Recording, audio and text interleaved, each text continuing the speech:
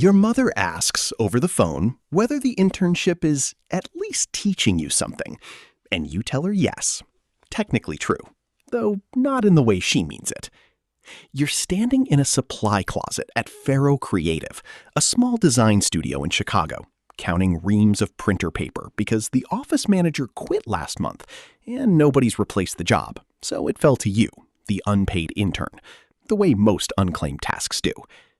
The closet smells like toner and old cardboard, and somewhere down the hall, someone is arguing gently about a font choice for a client's holiday card. You're 24. This is your second unpaid internship since graduating, and your mother, on the other end of the line, doesn't know that the reason you can afford to keep taking unpaid work at all is a spreadsheet you built 2 years ago that has since turned into something with its own bank accounts, its own tax filings, and its own name that has nothing to do with yours. You don't tell her that part. You tell her the paper closet is fine. You hang up. You go back to counting reams. This isn't a story about a reveal. Nobody at Faro Creative ever finds out. There's no meeting where a folder gets closed and a manager's face changes. That's not what happened here, and it would be dishonest to pretend otherwise, especially given how often stories like this lean on that exact moment for their payoff. What actually happened is quieter, and in some ways harder to explain, which is probably why you've never told it to anyone the way you're about to tell it now. 3 years ago, you were tutoring statistics part-time to cover rent. Mostly graduate students panicking before comprehensive exams. $35 an hour, cash. Nothing organized about it. Sessions booked through a shared campus spreadsheet that half the tutors forgot existed. One of your regulars, a PhD candidate named Owen, studying public health, mentioned during a session that his research lab was drowning in a dataset nobody could clean properly. Hospital admission records from 6 regional clinics, formatted 6 different inconsistent ways, a mess that was eating weeks of his advisor's grant timeline. He wasn't asking you for help, not really. He was venting, the way people vent to a tutor about things unrelated to the actual subject, filling dead air between problem sets.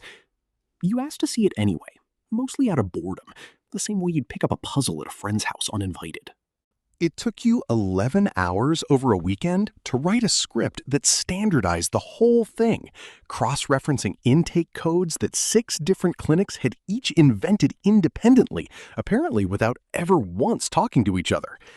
You didn't charge Owen anything at first, sent it over as a favor, mostly curious whether it would even work. It did, cleanly on the first real test run against his advisor's full dataset. Owen's advisor, a woman named Professor Alvarez, called you directly, something almost nobody in academia does with an undergrad tutor, and offered you $600 for it, which felt like a strange amount of money for something that had mostly just been fun. You didn't think of it as a business yet. You thought of it as a nice weekend, an unusually well-paid one.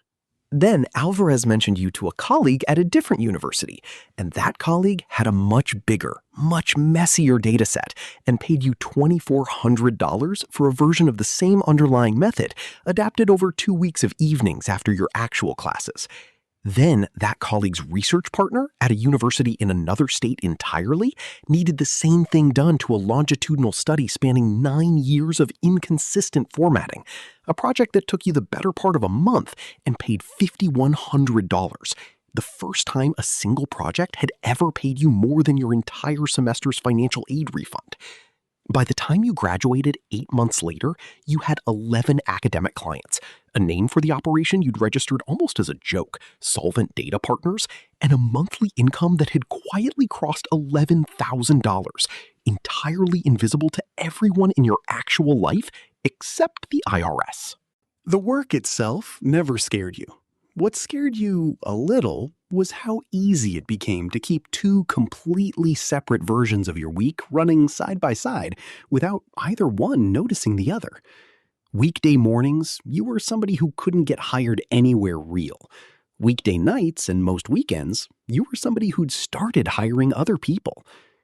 The first person you hired was a guy named Devraj, a statistics PhD dropout with genuinely no interest in academia anymore, who you found through a comment he'd left on a forum thread correcting someone else's methodology in a tone that was somehow both extremely rude and completely accurate. You messaged him directly, half expecting no response.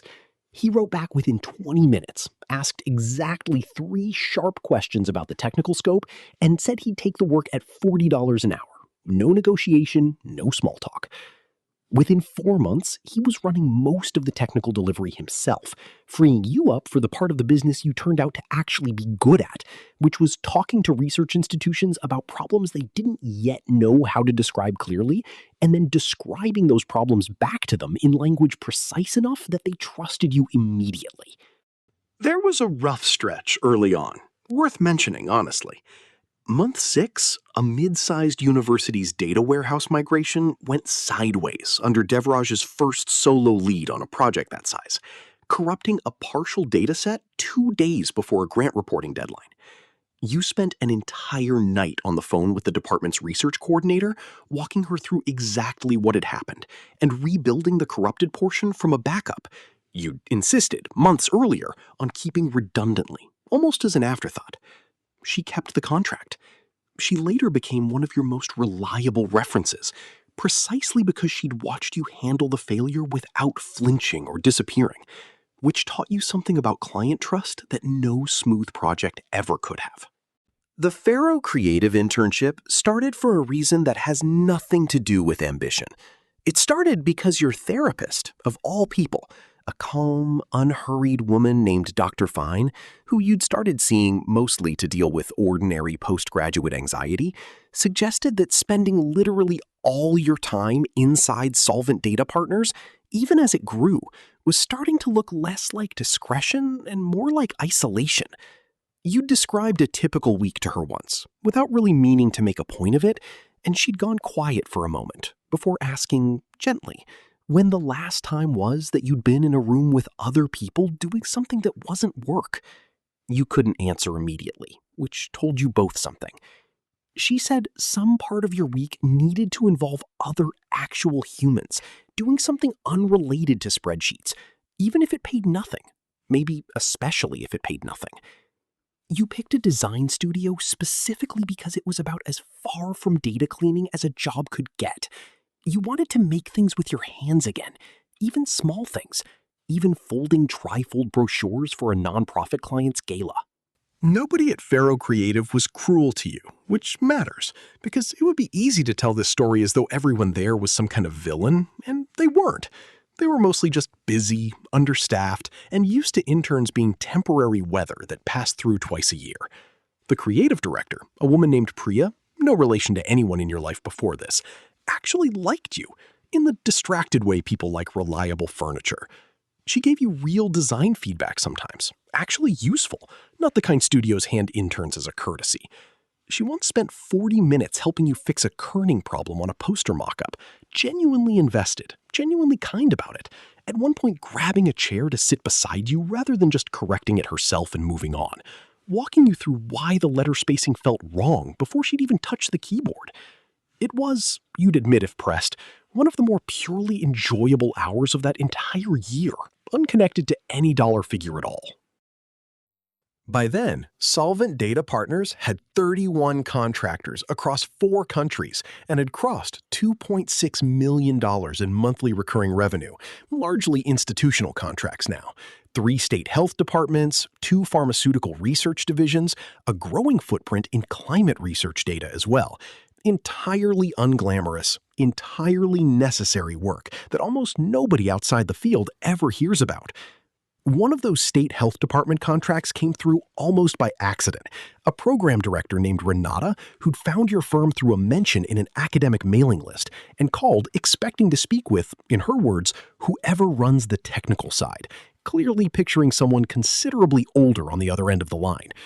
You answered plainly, walked her through exactly what her team's outbreak tracking data actually needed, and she signed a 2-year contract without asking your age or your background even once, something you noticed and appreciated more than you let on.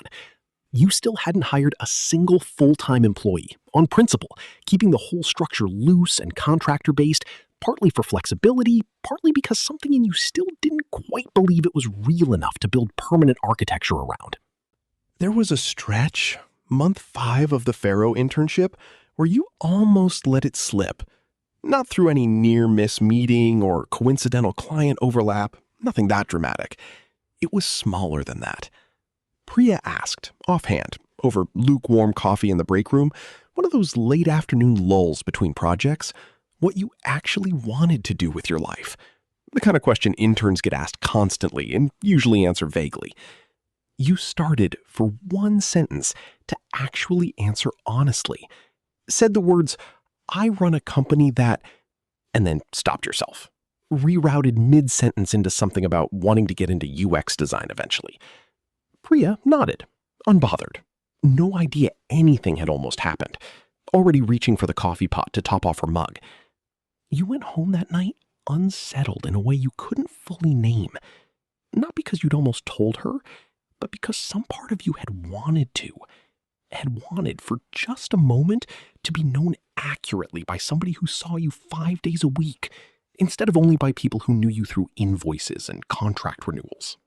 You want to be honest about that part, because it would be easy to make this sound like pure strategic discipline, some cold experiment in staying hidden. It wasn't only that. There was real loneliness in it too, a specific kind that doesn't get talked about much. The loneliness of being genuinely good at something and having almost nobody in your daily life who knows it. Devraj knew, in the narrow, functional way a business partner knows things. Alvarez knew, distantly, mostly as a grateful client who sent occasional emails asking if you had capacity for a new referral. Nobody who actually saw you 5 days a week, who sat across a lunch table from you, who knew what kind of coffee you ordered, knew anything real. You used to imagine, sometimes, what it would take to just say it plainly to Priya on an ordinary Tuesday, not as a confession, just as a fact, the way you might mention any other detail of your life. You never worked out what that sentence would even sound like out loud. The Faro internship ended the ordinary way internships end. No drama attached to it at all. The gala season wrapped, the nonprofit client's contract wound down, and Priya told you warmly, over the same kind of lukewarm break room coffee, that she wished the studio had budget for a junior designer role because she genuinely enjoyed having you around, that you had a good eye and better instincts about typography than most people twice your experience. You told her the truth, this time, a softened version of it. You said you had a consulting thing on the side that was actually doing pretty well, and you might focus on that for a while. She said that was great, asked no follow-up questions, assumed, reasonably, that consulting thing meant something small and precarious, the way it usually does when a 24-year-old says it, probably picturing a few freelance clients and a hopeful attitude. You let her assume that. Some assumptions are kinder to leave standing than to correct, and this one, at least, cost nobody anything. 18 months after that, Solvent Data Partners crossed $40 million in aggregate annual contract value across 62 institutional clients, still run almost entirely on contractors, still headquartered nowhere in particular, still named after a joke you made to yourself at a kitchen table one Sunday afternoon that turned out to be the actual name of the actual thing. Devraj is technically a co-owner now. A real stake, real governance rights, earned the hard way over 3 years of being the person who actually kept the technical side from ever breaking. Alvarez still sends you a holiday card every December addressed to the data person because she genuinely doesn't know your last name, has never once asked for it, and you've never once offered it.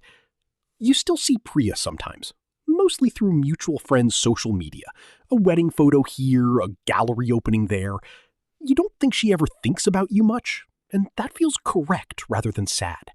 You weren't a chapter in her story. You were weather that passed through her studio for 8 months exactly the way she assumed every intern was. Here's the part that took you the longest to understand about all of it. You spent years assuming the two versions of your week, the invisible daytime one and the real, functioning, valuable nighttime one, were in tension with each other. That eventually one would have to consume the other. That the story would need a moment where the truth surfaced and everything reorganized itself around it. The way these stories usually go. That never happened. And you've come to think it never needed to. Some things don't require a reveal to be true. The paper closet was real. The 11-hour data script was real. Both of those things happened to the same actual person at the actual same time, and neither one made the other less true. You think about that sometimes, standing in your own office now, an actual office, rented 8 months ago, mostly used for the rare in-person meeting, still keeping a small stack of blank printer paper in the corner for no functional reason at all. Dave Raj asked about it once, genuinely curious, and you told him it was a joke you were keeping for yourself, which was true, though not the whole truth. You've never told anyone why it's actually there. You know why. That's enough. You still tutor, occasionally, when a former client's kid needs help with introductory statistics, unpaid now, purely because you liked the version of yourself that existed before any of this had a name attached to it, back when the whole thing was still just a puzzle somebody left lying around at a friend's house, waiting for someone bored enough or curious enough to pick it up.